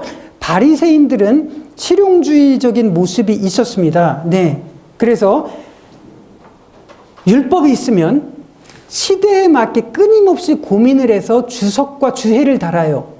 그걸 뭐라고 하냐면 미시나 들어보셨습니까? 이게 나중에 나중에 망하고 난 이후에 유대 전쟁에서 망하고 난 이후에 이런 구전들, 이 미시나 같이 이렇게 나오다가 이게 문서로 된 게 이제 탈무드처럼 이렇게 문헌화된 겁니다. 그러니까 그런 전통들은 바리새인들에게 있었던 건데요. 자, 그러면 주요 경전을 본다면 에세네파나 사두개파나 똑같이 모세오경을 경전으로 보지만 이 뉘앙스가 굉장히 다르지 않습니까? 네. 에세네파는 진짜 모세오경이 중요해서 삶의 기준으로서 이렇게 보고 있다면 사두개파는 그냥 모세오경 문자 안에만 갇혀 있는 상태, 그리고 바리새파는 모세오경에다가 이 구전 주해를 단 거를 추가를 한 거예요. 그걸 예수님은 뭐라고 하셨냐면 조상들의 전통과 유전이다, 이렇게 표현을 한 겁니다. 그렇지만 이때는 정경이라는 게 없었잖아요. 유대 전쟁이 끝나고 주후 90년에 바리새인들을 중심으로 얌리아 회의를 통해서 그때 정경이 만들어진 거기 때문에 예수님 시대에는 그런 게 없었을 때 모세오경과 구전과 전통 이런 거를 가졌고요. 영혼에 대해서는 에세네파는 사후불멸, 바리새파는 사후불멸이기는 하지만 이게 페르시아 당시 종교의 영향을 받아가지고 윤회를 한다고도 이야기를 해요. 이게 또 할 얘기가 굉장히 많은데 그 나사로의 부활을 보면 요 내용 흔적이 그대로 나옵니다. 그런데 이게 내용이 조금 많아서 어쨌든 그렇고요. 사두개파는 모세오경에 부활 없어, 그래서 우리는 안 믿어, 이렇게 했던 게 바로 사두개파의 스탠스였습니다. 그러면 우리들이 보통 설교를 할 때 믿음으로 사십시오, 여러분들 경건하게 사십시오, 이렇게 이야기를 하잖아요. 그러면 그 믿음으로 산다는 거, 경건이 무엇인가 라고 했을 때 이 사람들의 입장을 가만히 보시면 에세네파에게 경건이란 대제사장 직분이 회복되는 것이 경건이겠죠. 네. 왜냐하면 이미 타락을 했으니까. 그럼 여기서 이제 뭐가 떠오르지 않습니까? 베드로전서 2장 9절에 너희는 왕같은 제사장이요, 뭐 이런 얘기들이, 신약시대 기자들은 지금 무엇을 고민을 하고 있구나, 어떤 흐름을 지금 보고 있구나 하는 거고요. 바리새파에게 경건이란 율법 외에 그 구전으로 만들어진 613개를 명확하게 잘 지키는 거, 이거를 경건이라고 생각을 했습니다. 그래서 요거 율법을 적용하기 위해서 샴마이파가 있고 힐렐파가 있고 끊임없이 이거를 적용하기 위해서 이런 고민을 했던 게 바리새파의 모습이었고요. 사두개파의 경건이란 모세오경 제발 냅둬, 요 안에만 있어, 이렇게 하는 입장이 사두개파였습니다. 자, 그러면 이거 이해가 되실까? 이사야의 글에 보라, 내가 내 사자를 내 앞에 보내노니 그가 내 길을 준비하리라. 광야에서 외치는 자의 소리가 있어 이르되 너희는 주의 길을 준비하라. 그의 오실 길을 곧게 하라. 이게 어떤 의미인지 이제 조금 흐름이 보이시죠? 막가비 전쟁 이후부터 대제사장과 성전이 막 회파되고 황량해질 때 그때 광야에서 어떤 일이 있었고 어떤 흐름으로 지금까지 이해가 되는지, 그러면 세례 요한은 유대인들이 봤을 때 어떤 배경일까요? 에세네파에서 이렇게 오게 된 배경이었다고 그 당시 사람들은 보게 됐고요. 바리새인과 사두개인들이 이렇게 나왔을 때 요 내용을 보고 있었던 당시 독자들이나 아니면 이 청중들은 그들의 근현대사에서 어떤 일이 이루어졌는지 다 아시겠죠. 그러니까 바리새인과 사두개인들은 여전히 정치적인 그 헤게모니 때문에 대중들의 지지를 얻기 위해서 광야에 나왔던 거예요. 그러니까 왜 세례 요한은 이 독사의 자식들이다라고 이야기를 했는지 그 배경을, 그 역사를 통해서 우리들이 생각해 보실 수가 있을 겁니다. 그러면 요 표가 조금 이해가 되시지 않습니까? 네. 그러면 이게 정확하게 이거를 연도는 모른다고 하더라도 요걸 이해하시고 책을 보시면 훨씬 더 쉽게 이해가 되실 수 있으리라고 생각을 합니다. 그러면 신약 시대가 이렇게 됐는데 산헤드린 공회가 요때 설치가 됩니다. 그럼 요 부분을 조금 더 한번 들여다보도록 하겠습니다. 산헤드린 공회가, 요것만 남겨놓을게요. 이렇게요. 산헤드린 공회가 설치가 될 때 의장은 누구일까요? 대제사장이 의장이고요. 다수의 사두개인들과 소수의 바리새인들 70명이 구성이 된 유대 최고의 사법기구가 산헤드린 공회입니다. 그러니까는 종교범이나 사회에 관계된 모든 법들은 이 집단에서 처형할 수가 있고, 유독 하나, 반란자들에 해당되는 정치범만 총독이 판결할 수 있는 이런 형태였습니다. 그러면 우리에게는 사람을 죽일 권한이 없나이다. 요거 가만히 생각해 보면 얘네들이 진짜 머리를 쓰는구나. 요 부분도 보실 수가 있으리라고 생각을 해요. 자, 그러면 관용어구가 있습니다. 서기관과 바리새인들이 나와서 가로되 하면 이건 어떤 걸 말하냐면 율법사들을 말하는 거예요. 요 구문은. 그래서 율법 그 613개를 가지고 이렇게 했던 그런 걸 말하는 거고요. 사두개인과 바리새인이다 할 때는 이 두 집단이 대중들을 놓고 알력을 다투는 요 모습을 보여주려고 기자들은 이런 표현을 했고요. 대제사장과 바리새인은 무엇을 말할까요? 사내들인 공회를 말하겠죠. 예. 그걸 말하기 위해서 이렇게 썼는데 우리들은 구별이 필요하지만 이 당시 사람들이 이렇게 관용어로 쓰면 다 알았던 거예요. 예. 그 다음에 헤롯 당과 바리새인 역시도 마찬가지로 사내들인 공회를 말하는 거고요. 이 사람들은 종교범인만 처형할 수가 있고 정치범은 로마 권력으로 넘겼으니까 이렇게 볼 수가 있으리라고 생각을 합니다. 자, 그러면 참 재미있는 장면이 나오는데요. 여기 음행 중에 잡혀온 여인이 있습니다. 여기에서 조금 이상한 부분이 보이지 않습니까? 길거리에서 음행 중에 잡혀온 여인을 돌로 치려고 하는 장면이 아니라 분명히 요한복음 8장을 읽어보시면 성전에서 이 여인이 소환되어서 기소가 된 상태입니다. 그러면 이 여인은 누구 앞에 있을까요? 사내들인 공회 앞에서 지금 기소가 된 상태입니다. 그런 장면을 볼 수가 있는데 요 사건이 끝나고 난 이후에 요한복음 11장에서는 바리새인들 공회에 모여 이르되 요 관용어구가 나오지 않습니까? 요거는 뭘 말할까요? 사내들인 공회가 이제 예수님을 어떻게 효과적으로 죽일지 요걸 표현을 하는 거예요. 그러니까 자기네들 입맛대로 돌로 칠 수도 있었지만 그렇잖아요. 돌로 쳐서 스데반처럼 죽일 수도 있었지만 머리를 써서 어떻게 하면 효과적으로 죽일 수 있을까를 지금 고민하고 있는 이 장면도 우리들이 보게 되는 겁니다. 그러니까 요 에세네파, 바리새파, 사두개파 이런 부분들이 우리 머릿속에 이제 손에 잡힐만 하구나. 이렇다면 이제 성경을 볼 때 확 이 부분이 행간을 잡을 수 있으리라고 생각을 합니다. 자, 그러면 조금 더 한번 나아가도록 하겠습니다. 혹시 어렵지 않으신가요? 예, 괜찮습니까? 예, 그러면 이제 이중 카테고리를 한번 맛을 보여드리도록 하겠습니다. 가이사의 것은 가이사에게, 하나님의 것은 하나님에게 라고 하는 본문은 지금 마태복음 12장에 나온 본문이고 우리들이 요거 조금 고민을 해볼게요. 요 사건이 있었던 시기는 주 30년 무렵이겠죠. 네. 그러면 이것을 기록하는 시기는 주 30년 무렵은 아니겠죠. 예, 이거를 우리들이 구분해낼 수 있다면 성경을 볼 때 조금 더 업그레이드 할 수 있다고 생각을 합니다. 왜냐하면 그날 밤에 일기처럼 복음서나 이런 게 기록이 된 게 아니니까. 자, 그러면 첫 번째 전쟁이 무엇이냐면 마카비 전쟁이 있었잖아요. 예, 두 번째 전쟁이 무엇이냐면 유대 전쟁. 다음 시간에 이 부분을 좀 상세하게 다루려고 하는데 유대 전쟁이 이때 있었습니다. 그러면 유대 전쟁 무렵에 복음서 기자들은 지금 유대 사회에서 펼쳐진 이런 정황 속에서 복음서를 지금 기록한다는 요 시점, 요걸 기록한다면 성경에서 말하려고 하는 게 굉장히 좀 재밌게 보일 수가 있을 겁니다. 그러면 이제 오늘 바리새인들과 예수님이 논쟁을 벌인 요 장면에서 어떤 일이 있었는지를 조금 본다면 하스몬 가문이 독립을 했습니다. 그렇죠? 대제사장은 어느 계열이었죠? 전통적으로? 사독 계열이었습니다.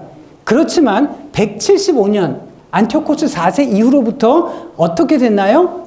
예, 비사독 계열로 바뀌어서 이제 그 정통성을 상실한 상태, 성직매매로 됐습니다. 그래서 마카비 전쟁 무렵에 광야로 나갔던 에세네파가 있었고요. 예, 권력 속에서 주류의 역할을 했던 사람들이 사두개파, 여기서 튕겨져 나갔던 그룹이 바리새파였습니다. 자, 그러면 바리새파가 어떤 순환을 당했는지를 여기서 한번 보여드리도록 할 텐데, 하스몬 가문 시절 바리새파가 니네 어떻게 사독 계열이 아닌 하스몬 계열이 대제사장 직분을 차지할 수가 있습니까? 요 항의를 하는 것 때문에 사두개인들이 하스몬 가문을 이렇게 해가지고 800명을 십자가에 못 박아 죽입니다. 네, 그리고 부녀들, 가족들까지 혀를 잘라버리고 이런 일들이 실제로 그 하스몬 가문 시절에 있었어요. 헤롯 가문 시절에도 사두개인들이 헤롯 가문이랑 이렇게 사대주의니까 이렇게 결탁을 하다 보니까 헤롯 가문이 어떤 역할을 했냐면 헬레니즘 방식으로 건축들을 굉장히 많이 들여오잖아요. 그러니까 바리새파는 이거에 대해서 거부감을 가졌을 때 참 많은 바리새파가 죽음을 당합니다. 네, 그런 시절이 있었고요. 혹시 주후 6년에 호구조사가 있었던 거 들어보셨나요? 예, 그게 아주 유명한 호구조사인데 이겁니다. 세금을 로마에게 바치라라는 호적 명령을 내리는 거예요. 그러면 세금을 로마 황제에게 바친다고 하는 행위는 곧 우리의 주인이 누구다? 로마 황제다라고 하는 거기 때문에 우리들은 하나님만 우리 주로 섬겼지 절대로 로마 황제는 주로 섬길 수 없어라고 해서 갈릴리 유다를 중심으로 해서 반란이 일어났습니다. 이때 참 많은 바리새인들이 죽어요. 반란을 일으켰던 배경이 바리새파에서 일어났거든요. 그리고 주후 30년 무렵 직전에 빌라도라고 하는 인물이 26년부터 예루살렘에 파견이 되는데 26년에 어떤 일이 있었냐면 그래도 자기가 총독인데 좀 가오를 잡기 위해서 로마 군기 있지 않습니까? 독수리가 그려진 군기를 들고 예루살렘 성으로 들어오려고 하다가 바리새인들의 항의를 당합니다. 반대에 직면해요. 왜 그럴까요? 깃발에 독수리가 그려진 이 로마 깃발을 들고 오다가 바리새인들이 죽으면 죽으리라 하고 우리 목 자르고 가세요 하고 그 앞에 엎드려 있는 사건이 불과 4년 전에 있었던 사건인데요. 왜 그러냐면 율법에서는 형상을 만드는 걸 금지했기 때문에 예루살렘 내에서는 절대로 이 형상이 그려진 깃발을 들고 올 수 없습니다. 이렇게 데모했던 사건이 있습니다. 그래서 빌라도가 얘네들 다 죽여버릴까 하다가 그냥 깃발 없이 들어가자 이랬던 사건이 있습니다. 그러니까 불과 예수님께서 활동하시기 불과 몇 년 전에 그런 사건이 있었습니다. 그러니까 바리새파들은 이런 거 다 알았겠죠. 그 다음에 예수님 앞에 있었던 바리새인들과 민중들은 이거 다 알지 않았겠습니까? 이거를 조금 더 확대해서 보시면 대형박물관에서 발견이 되는 유대 지역에서 호구조사할 때 했던 우리로 따지면 주민등록증 같은 게 이렇게 생겼던 것 같습니다. 그래서 이게 호구조사할 때 있었던 거고 빌라도가 가지고 갔던 군기가 이렇게 표현이 되어 있습니다. 그러니까 누구든지 예루살렘에서는 형상을 만드는 걸 금지했기 때문에 바리새인들은 그걸 지키려고 이 군기를 들고 들어오는 로마 군대 앞에서 지금 막아 서 있었던 겁니다. 그러면 이런 부분들이 불과 몇 년 전에 있었던, 불과 몇 년 전까지 다 있었던 그들만의 근현대사였는데, 이제 본문 보시면 조금 이해가 되실 겁니다. 오늘, 가이사에게 세금을 바치는 것이 옳을까요? 옳지 않을까요? 할 때, 바리새인, 이제 조금 이해가 되시죠?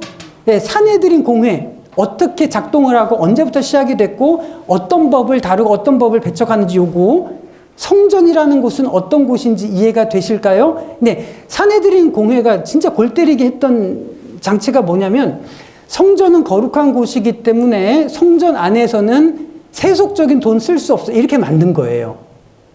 그러니까 성전 밖에서는 데나리온, 드라크마, 미나, 아사리온, 렙돈 이걸 쓰다가 성전 안에만 들어오면 세겔로 바꾸게 이렇게 만들었던 거. 이게 누가 했냐면 산헤드린 공회가 했던 겁니다. 그러면 얘네들 신앙이 정말 좋았구나 이렇게 생각할 수가 있을까요?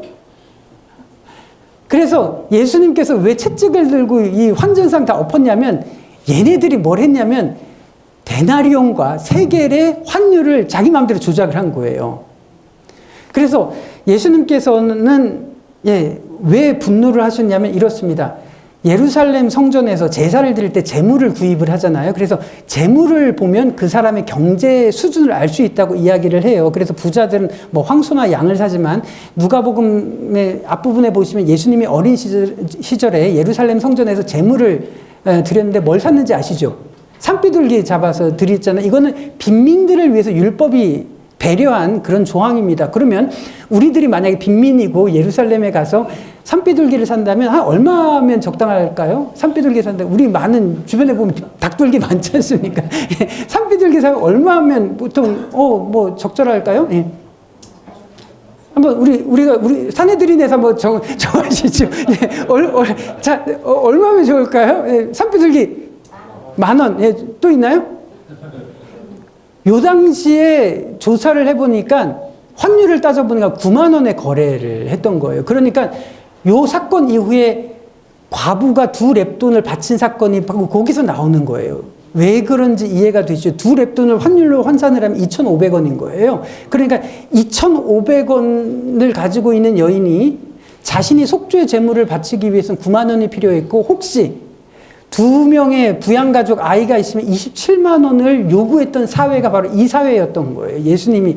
그러니까는 9만 원이 없어서 전 재산을 드릴 수밖에 없었던 이 여인의 심정을 우리들이 과연 이해할 수 있을까 하는 부분인 거죠. 그러면 지금 성전에서 세겔만 지참해야 되는 바로 그 상황이라는 거 우리들은 잘 알고 있을 거예요. 여기 아주 재밌는 충격적인 부분이 나올 거고요. 대제사장은 산헤드린 공회의 의장이고, 대제사장이 됐다는 것은 어떤 의미일까요? 돈 주고 샀구나. 이렇게 생각할 수가 있을 겁니다. 자, 세금은 언제부터요? 주후 6년부터 바치기 시작을 했습니다. 네, 그래서 바리새인들이 극렬한 방해에도 불구하고 그런 세금을 바쳐야 됐고요. 가이사는 누굴까요? 카이사르입니다. 이때 카이사르는 누구일까요? 티베리우스 황제입니다. 그러면 어떤 부분에서는 갈릴리 바다라고 이야기도 하지만 어떤 부분에서는 디베리아 바다라고 이야기하지 않습니까? 이게 바로 요 당시 통치자들이 명칭을 그렇게 바꿨던 거예요. 이 바다는 티베리우스 황제 바다입니다. 이렇게 하는 그 미묘한 뉘앙스. 제가 굳이 독도라고 표현할 수도 있는데, 여러분 혹시 다케시마 갔다 오셨으니까 이렇게 말하면 뉘앙스가 굉장히 다르잖아요. 예, 그런 뉘앙스를 기자들은 우리들에게 보여주고 있는데, 이 부분이 우리들이 손에 잡힐 수 있느냐 하는 부분인 거예요. 그래서 요 당시 예루살렘에서 발행됐던 주화들이 있는데, 가이사에게 세금을 바칠까요? 바치지 말까요? 이렇게 하면서 아부를 겁나 하지 않습니까? 예수님한테. 예수님은 막 진짜 의롭고 선하시고 최고고 막 이렇게 하다가 세금을 바칠까요? 하다가 예수님이 진짜 필살기를 날립니다. 돈 꺼내봐. 이렇게 얘기를 하신 거예요. 자, 그 바리새인들이 불과 몇 년, 5년 전에 빌라도가 부임을 할 때 반대했던 거 아실 겁니다. 산헤드린 공회가 예수님을 돌로 던지고 싶지만 그 당시 민중들이 예수님에 대해서 기대했던 그 옛날 하스몬 독립을 생각을 하시면서 했던 걸 생각한다면 산헤드린 공회가 함부로 예수님에게 돌팔매질을 할 수 없는 그런, 그 뒷감당 어떻게 하려고요, 그거? 예. 지지율 떨어지면 그거 어떻게 하려고요? 예. 그런 상황에서 예수의 말씀을 책잡으려고 바리새인과 헤롯 당이 나섭니다. 이렇게 관용어가 쓸 때는 이건 산헤드린 공회겠죠. 와서 이르되, 선생님이여, 우리가 아노니 당신은 참되시고 아무도 꺼리는 일이 없으시니 사람을 외모로 보지 않고 오직 진리로서 하나님의 도를 가르치심이니이다. 가이사에게 세금을 바칠까요 말까요? 이렇게 할 때 세금도 잘 바치고 종교인 과세도 잘하고 이러라는 말이 아니고, 보세요. 어찌하여 나를 시험하느냐. 그 다음에 보시면 데나리온 하나를 가져다가 내게 보이라. 이게 무슨 말일까요? 야, 주머니에 있는 거 데나리온 꺼내봐. 이거예요. 주머니에 데나리온 있으면 될까요? 안 될까요? 안 되는 상황인 거예요. 예. 그러니까 데나리온 하나 꺼내봐. 이게 바로 예수님께서 데나리온 하나 꺼내봐. 성전에서 아까 말씀드렸던 그 환율이 필요했던, 그래서 환전상이 늘 상시로 있을 수밖에 없었던 바로 그 상황에서 데나리온 꺼내봐 라고 하는 거예요. 그러면서 야, 너 왜 데나리온 왜 갖고 있어? 이렇게 말씀하신 것이 아니라 데나리온 한번 꺼내봐. 이 형상과 글은 누구의 것이냐 라고 하지 않습니까? 이게 바로 예수님 당시에 티베리우스가 발행했던 그 돈인데요. 여기에 보시면 티베리우스 카이사르 아우구스투스라고 쓰여 있습니다. 아우구스투스가 신의 아들이라는 뜻이잖아요. 그러니까 마가복음 1장에 신의 아들 예수 그리스도, 그걸 지금 겨냥해서 마가는 표현을 하고 있는데, 티베리우스 카이사르 신의 아들 이렇게 표현을 하고 있는 거고, 형상이 이렇습니다. 그럼 예수님께서 이 바리새인들에게 뭐라고 말하려고 하는지, 이 형상 막기 위해서 니네 선배들은 이렇게 목숨을 걸고 했는데 이 내용까지 다 포함이 되어 있는 거예요. 뒤에 폰티페 막시무스 대제사장이 너희들에게 로마의 평화를 내리노라 하는 내용이 쓰여 있는 겁니다. 예. 그러니까 너희들이 평화를 얻기 위해서는 하나님의 샬롬이 필요한가? 로마의 평화가 필요한가? 지금 그거를 묻고 있는 장면이죠. 데나리온 하나를 가져다가 내게 보이라. 이 형상과 이 글이 누구의 것이냐? 이르되 가이사의 것이니이다. 그래서 가이사의 것은 가이사에게, 하나님의 것은 하나님에게 할 때 진짜 예수님께서 말씀하시려는 의미가 조금 만져지지 않습니까? 아, 속마음을 지금 이렇게 표현하고 있구나. 그 사람들이 감춰진 그 재물에 대한 욕심, 진짜 재물을, 물질을 우상이라고 여기고 있었던 이런 탐심들을 예수님께서는 말하고 있었다라고 하는 것이 우리들이 이 중간사를 통해서 신약을 볼 때 확실하게 볼 수 있는 부분이라고 생각을 합니다. 그러면 이 부분 보실 수가 있으시죠? 아까 주전 539년에 고레스가 칙령에 의해서 본국으로 돌려보내는 바로 그 사건이 있기 전날 밤에 무슨 사건이 있었을까요? 망하기 전날 밤, 바벨론이 망하기 전날 밤 벨사살 왕의 연회가 있지 않았습니까? 그때 벨사살 왕이 성전 기물, 예루살렘에서 탈취해온 걸 가지고 막 이제 술 따르고 막 이렇게 자신들을 바벨론 마르둑 신에게 이렇게 종교적인 헌화를 하고 종교적인 제의를 할 때 그때 손가락 하나가 나타나서 메네메네 데겔 우바르 신이라고 하는 것을 씁니다. 그러면 요 하나님께서 요 손가락이 나타나서 쓰셨을 때의 그 하나님의 뉘앙스, 어떤 것인지 느껴지시죠? 그러면 예수님께서 이 현장에 나왔을 때 손가락으로 지금 쓰시는 뉘앙스가 결코 다르지 않다는 걸 우리들이 볼 수가 있지 않겠습니까? 이 사람들은 전부 다 기독교 사회였고 하나님을 주라고 섬기는 이런 사회였는데 이 재판에서 참 이상한 게 있지 않습니까? 음행 중에 잡혀온 여인이잖아요. 뭐가 이상하죠? 남자가 없어요. 그러면 우리들이 질문을 할 때 이 산헤드린 공회 사람들은 남자가 누구였는지 정말 몰랐을까? 한 걸음 더 나아가서 남자는 한 명뿐이었을까? 왜 율법에서는 고아와 과부와 빈민들을 돌보라라고 이야기를 했냐면 요 유대 시대의 이 세금 제도를 보시면 진짜 기가 막힙니다. 100개를 얻으면 1개는 종교세, 10개는 종교세로 내야 돼요. 그 다음에 20개는 생산세로 내야 돼요. 1개는 성전세로 내야 돼요. 항만세로 내야 되고, 아니, 이런 세금이 왜 이렇게 많은지 모르겠습니다. 네. 그런데 여성이 여기 이스라엘 사회에서 경제적으로 독립해서 살아가기에는 거의 불가능한 시대였습니다. 그런데 한 가장이 목숨을 잃었을 때 과부가 경제적인 독립을 할 수 있는 방법은 거의 없었다고 학자들이 입을 모아서 이야기를 합니다. 그러면 과부가, 만약에 부양가족이 있는 과부가 생계를 유지할 수 있는 유일한 방법이 뭐였을까요? 생계형 창부가 되는 방법 외에는 없었습니다. 그러니까 이걸 보면 너무 명백한 거예요. 그러면 여기에서 음행 중에 잡혀온 여자만, 여자 혼자 어떻게 음행을 저지릅니까? 혼자 뭐 야동 본 것도 아니잖아요. 예. 그러니까는 이건 너무 분명한 거예요. 이렇게 잡혀왔는데 이 사람들이 율법에 의거한 건 이거잖아요. 누구든지 아내와 간음하는 자는 그의 이웃의 아내와 간음하는 자는 그 간부와 음부를 반드시 죽일지니라. 그러니까 음부는 잡아왔는데 간부는 어디 갔을까요? 이거는 너무 명확한 겁니다. 그러니까 남자를 몰랐을까? 남자는 한 명이었을까? 아니면 진짜 욕망을 구입하기 위한 대가로 이 사람들은 서둘러서 돌로 치려고 한 건 아닐까? 참 여러 가지 당시 정황을 보게 되는 거예요. 그러니까 결코 의롭다고 할 수 없는 바로 그런 사회.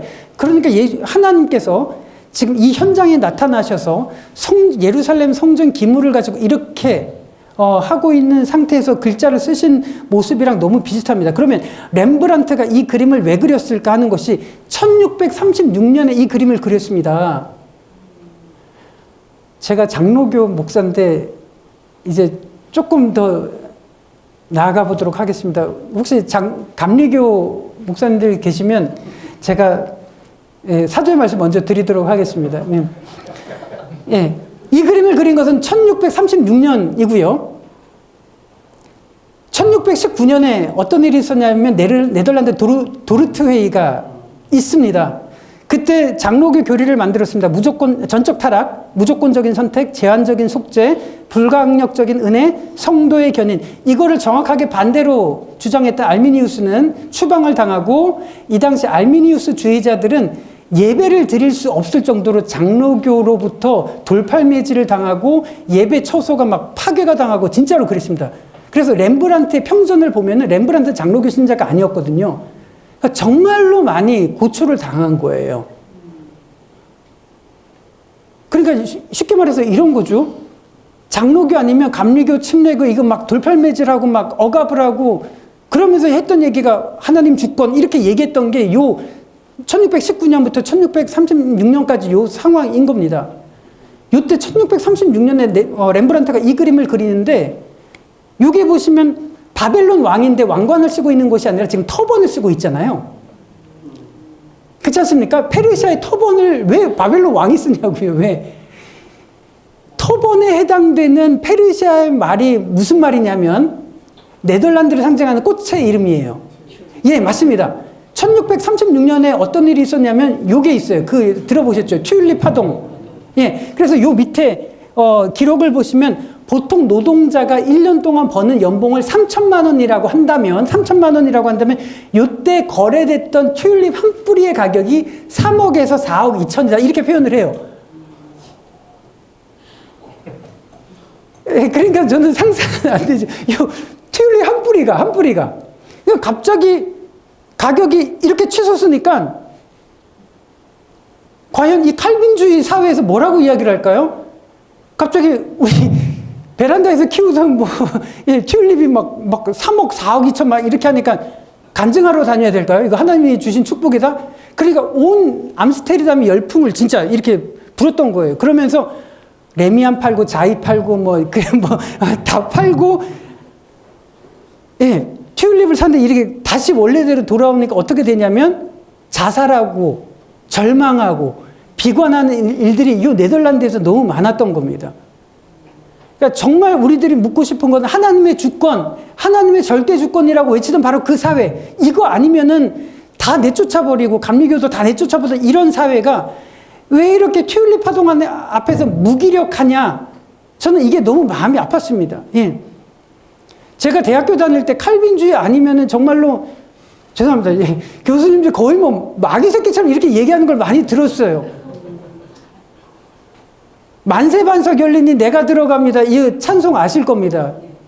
누가 만들었냐면 장로교 신자였던 사람이 토플레디가 만들었습니다. 예. 예. 누구를 평생 따라다니면서 비방을 했냐면 전 웨슬리를 엄청 싫어했습니다. 예. 왜냐하면 자기는 장로교 신자여가지고 왜 찬송 보시면 진짜 장로교 교리로 쓴 게 너무 느껴집니다. 그런데 감리교는 그게 아니니까 정말 원수처럼 이렇게 돼 있던 기록이 그 찬송을 만든 토플레디가 했던 거예요. 그러니까 이걸 보시면 머리에 터번을 쓰고 있고요. 메네 데겔 우바르 신 할 때 손가락이 요거를 가르치고 있지 않습니까? 메네 데겔 우바르 신 할 때 신자에 대한 겸에는 신이니까 영어로 따지면 LMN이 와야 되는데 히브리 알파벳 눈이 와야 되잖아요. 근데 지금 7을 뜻하는 자인이 왔지 않습니까? 거기다 손을 대는 거예요. 그러니까 이 당시 스페인과의 독립전쟁을 할 때 7개 연합주로 있었던 것이기 때문에 7이라는 숫자가 이거를 모를 수가 없는 거예요. 이 당시에. 그러니까 7이라는 숫자를 가리키면서 이렇게 손가락을 하면서 이거나 하나님께서 지금 무엇을 말하고 계시는지 가이사의 것은 가이사에게 하나님의 것은 하나님에게 이게 진짜 하나님의 진심을 볼 수가 있는 겁니다. 예. 그러니까 제가 이걸 보면서 참 반성 많이 했습니다. 예. 그러면서 그 후에 어떤 일이 있었는지를 한번 보시면 요 다음에 지금까지 유대교와 기독교가 어떻게 분기점이 되는지 요거 한눈에 보실 수 있으리라고 생각을 하는데 유대 전쟁 이후에 어떤 일이 있었는지를 한번 가만히 보시면 신약 시대가 있고요.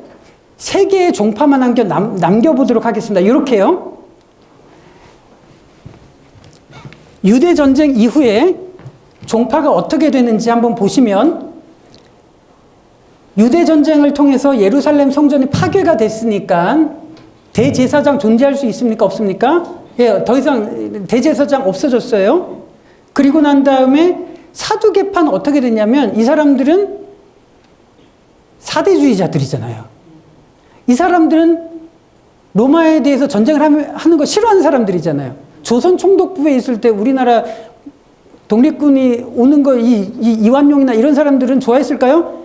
당연히 싫어했겠죠. 이 정서랑 똑같은 거예요. 그러니까 실제로 유대 전쟁이 벌어질 때 사두개파 사람들은 어떻게 했냐면 요세푸스가 이렇게 기록합니다. 침몰하는 배에서 탈출하듯이 사두개인들 다 도망갔다 이렇게 이야기를 합니다. 그러면서 사두개파 없어졌어요. 명맥상으로 자취를 감춘 거예요.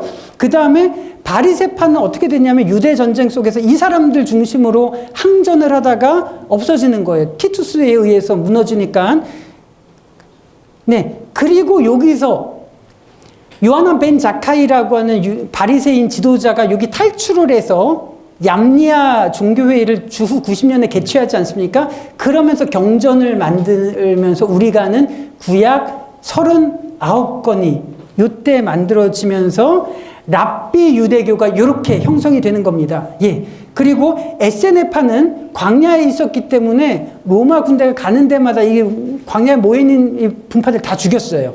그러니까 이때 사라지게 되는 거예요. 그렇지만 이 광야에 있었던 그 무리들이 누구에게 승계가 됐죠? 세례 요한을 통해서 예수님에게 이렇게 굳이 예수님께서는 그곳에 가셔서 세례를 받으셨고 이게 바로 예수님에게 이렇게 전파가 되는데 이러면서 유대 전쟁으로 인해서 이렇게 마무리가 됩니다. 그러면 이 부분 보이실까요? 지금 유대교에서는 랍비 유대교 얘네들이 만들어 놓는 카디시 기도문, 탈무드 이런 부분들을 가지고 요때 만든 법을 가지고 지금까지 지키고 있습니다. 남자들이 어디서 있든지 10명이 있으면 회당을 만들어야 되고 카디시 기도문을 외워야 되고 그리고 이 율법에 있는 구전율법을 집대성한 탈무드를 공부를 해야 되고 이런 방식 이게 지금까지 진짜로 이렇게 진행되고 있고 물론 그 안에서도 스펙트럼이 되게 많지만 이렇게 진행이 되고 있지만 예수 그리스도께서 말씀하신 거는 이렇게 단순하게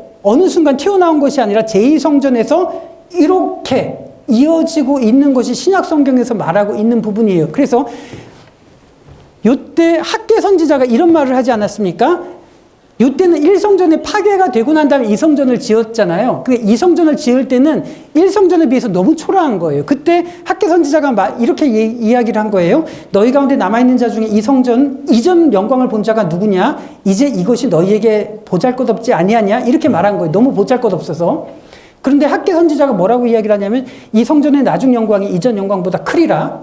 만군의 여호와의 말이니라. 내가 이곳에 평강을 주리라. 만군의 여호와의 말이니라. 이렇게 이야기를 했는데 신약의 기자들 한번 보시면 신전처럼 보이는 성전이 있었는데 이것이 파괴된 이후에 뭐라고 이야기하냐면 바로 우리가 성전이 되어가고 하나님이 거하실 처소가 된다라고 이야기를 하는 이 흔적을 보게 되는 거죠. 예, 그래서 우리들은 왕 같은 제사장이다 이렇게 표현을 하고 있습니다. 그러니까 이 흐름들 우리들이 이렇게 살펴볼 수 있으리라고 생각을 합니다. 그러니까 요거 똑같은 팩트를 가지고 유대교는 이렇게 생각을 해왔고 우리 기독교는 학계 선지자의 그 성전 자기 몸된 성전을 통해서 우리로 하여금 성전을 만드신 요 흐름 두 가지 흐름을 가지고 유대교의 흐름과 기독교의 흐름이 이렇게 갈라지는 장면을 보게 되는 겁니다. 그래서 삼손이 이런 그림을 그렸습니다. 삼손이 그림을 그린 게 아니고 렘브란트가 죄송합니다. 렘브란트가 삼손에 대한 그림을 그렸는데 이렇게 머리털이 빼앗기는 장면, 이 장면에서 삼손을 그린 장면이 바로 왜 오늘날 기독교가 이렇게 무기력해질까? 바로 우리 몸된 성전이 바로 하나님 앞에 온전치 못하게 되는 이런 부분들 때문에 참 이 세상 속에서 이 성전의 영광이 사라지는 것은 아닐까라고 생각을 합니다. 그러면서 진짜 중요한 것은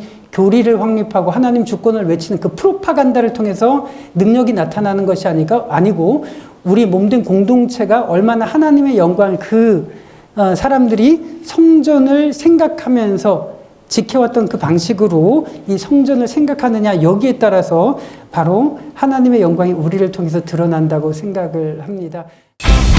안녕하세요. 비블리아의 이익상입니다. 이익상에게 성경을 배우는 김영석입니다. 베타로 투입된 이지입니다. 여기도 보시면은 나시린 교리가 나와 있어요. 이 여인이 그 남자 신경 쓰지 마라. 이런 문서방을 다 볼 수 있는 그런 한조 이런 같은 자기 반성은 매우 훌륭한 거 아닙니까?